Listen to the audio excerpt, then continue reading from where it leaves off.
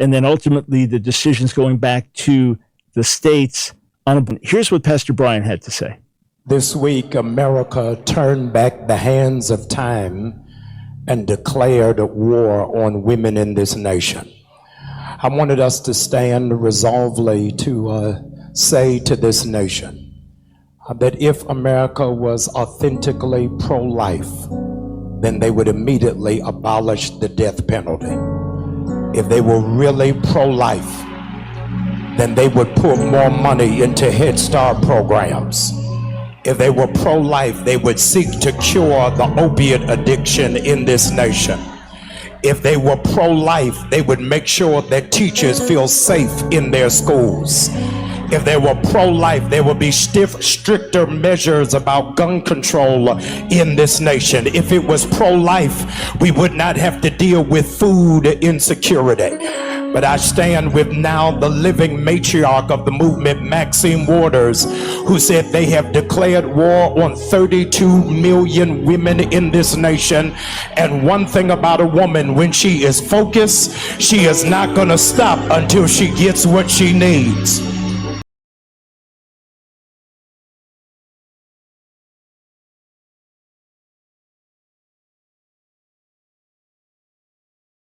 We stand, but we realize that this is not just a woman's issue.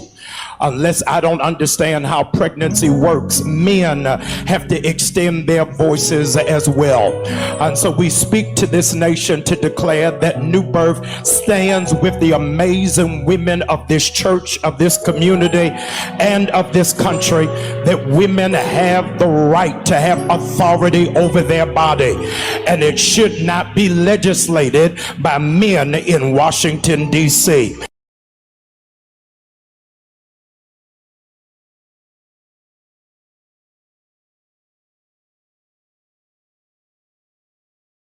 This is absolutely outrageous, and it is a reproach to the gospel, reproach to the name of Jesus. It is one thing to say, listen, we are against abortion, but we have issues with voting Republican. We are against it. There's another thing to speak against the overturning of Roe v. Wade. Now, there is the irony. Anyway, I wanted to go over this video real quick about this Pastor Jamal Bryant, and shalom to the brother Judah Tribe 1969 who shared this with me. And I don't get to all of them, but I do see them. But I wanted to touch on this with this pastor. You know, it's all in the spirit. You know, this Pastor Jamal Bryant, this man somehow is comparing the ills and the errors of this society with the errors of Eve, right? Which is two totally different situations, two things that's really supposed to be, and mainly this thing with Eve, it's not even supposed to be in the control of Eve. For whatever reason, he believes, when I say Eve, the woman, he believes that the woman have the right to her body, right? That's what they say. Now, we think totally different according to ancient times. But for whatever reason, there's another body in Eve, and Eve is carrying this body for a man who implanted the seed in her. For whatever reason, he has nothing to do with it. And this is what Pastor Jamal Bryant and the agenda and everything that he's pushing is moving forward. Now, first, before I get started, I also say this Dr. Brown, who claims to be who he is, and y'all know who that is, a JU. Why haven't they, right, set the standard of what it is to be a leader, if that's who they are, according to the Bible? This is why we know they're fraudulent, and it's not the truth. If this man is claiming to be the holiest people of the Most High God, why aren't they pushing like the holy people? And he believes in the New Testament. That's why he's a knockoff. But why aren't they pushing like Apostle Paul was pushing? Where are them people hitting the streets, right, with a following and converting those people in the 48ers, converting them to be Christians, because that's where the ministry should be. That's where Paul went to. But anyway, that's another video. We can see the fraudulent behavior in the Babylonian matrix. Right? Let's get a scripture real quick. Proverbs 29:2. When the righteousness are in authority, the people rejoice, but when the wicked bear rule, the people mourn. Got to understand that Eve is the weaker vessel, and Eve doesn't make proper decisions. Eve is guided into those decisions that are being made by the higher ups, right? Who's setting the stage through an agenda. It's easy, a couple of amenities, a few dollars, some nice cars, a couple of good jobs, freedom to gather abroad. That they need that there. They need this in place, because what they're saying is, go ahead, if you lay, let me say the best way I can say it, if you don't righteously lay with someone, let me say that, you gather abroad, you're not likely, if you do, what they say, let me just say, if you do get pregnant, it's not likely that you want to keep it. It's not likely, because there's no building foundation, right? There's no father. Would Eve want to do that, right? Anyway, would Eve want to do that? Like, if you get together and it's a legitimate coming together and you get pregnant, well, naturally, you're going to want to keep it, at least for that time being. You're going to want to try to make it work. I'm just saying, in this society. But they found out something. They said, well, wait a minute. Let's make it, what they call it, promiscuous, right? And then when she gets impregnated, she's not going to want to be serious about the matter. But anyway, this guy, these people are supposed to be the people of God, though, right? And this man, Pastor Jamal Bryant. This man, Pastor Jamal Bryant, is helping Eve sin. He doesn't know the Bible at all. He's just a motivational speaker, and he's telling Eve, these are the type of men that don't enforce Eve's accountability, right? They let them just do what they want to do. In fact, he's promoting, right, rebellion. He's promoting it. Deuteronomy 30:20, it says that thou mayest love the Lord thy God, talking about the children of Israel, right? And that thou mayest obey his voice, and that thou mayest cleave unto him, for he is thy life, right? He is thy life, and a lift of thy days. But you know what they did in the Christian church? The law is done away with. Don't worry about it. All you need is Jesus now. And surely white Jesus hasn't done a damn thing for us, but been the image of destruction, the image of to do whatever it is you want to do. Don't worry about it. Jesus will cover your prayers, right?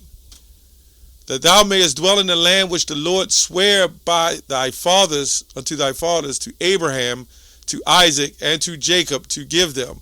This also brings me back to the story of Exodus with Ramses II, I believe, when Joseph passed. And you could read the story. And later on, he put a decree out to kill the firstborn. But before that, he worked the children of Israel, right? Worked them with vigor. So they found out nothing new under the sun. Let's turn Eve against the husbands. Make it hard. And then we'll see what happened and how they hold up. Understanding this is all from the Lord, though. That's what must be understood. This is all sent from the Lord. So anyway,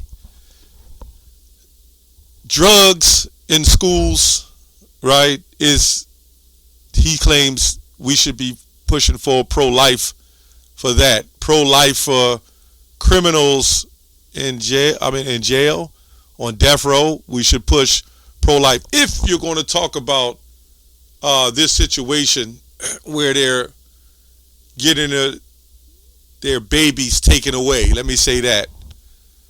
Okay, if they're going to do that. The problem is, them little ones that's inside them, they don't know. Still all the hand of the Lord. But they have husbands or men that fathered them children, but they don't have anything to say about it. In other words, you have a license to kill.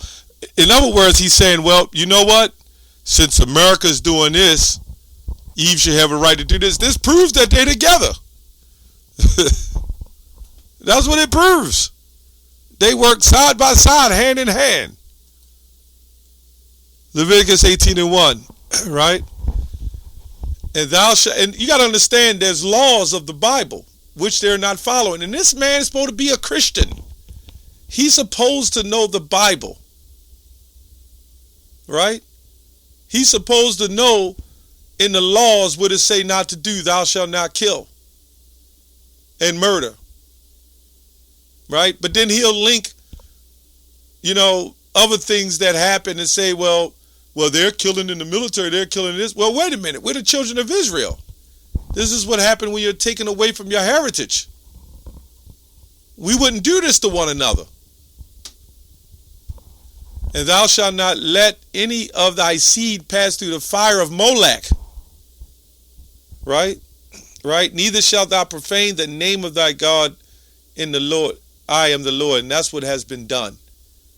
The Lord said, wait a minute. Okay, y'all want to worship other gods?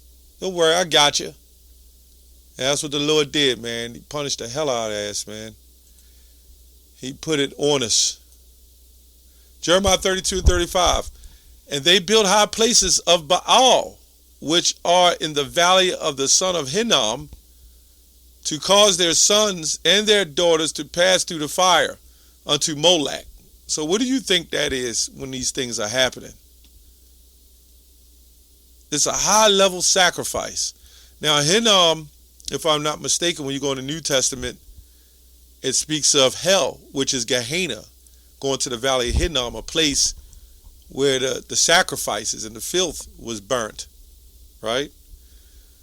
It says to cause their sons and their daughters to pass through the fire unto Molech.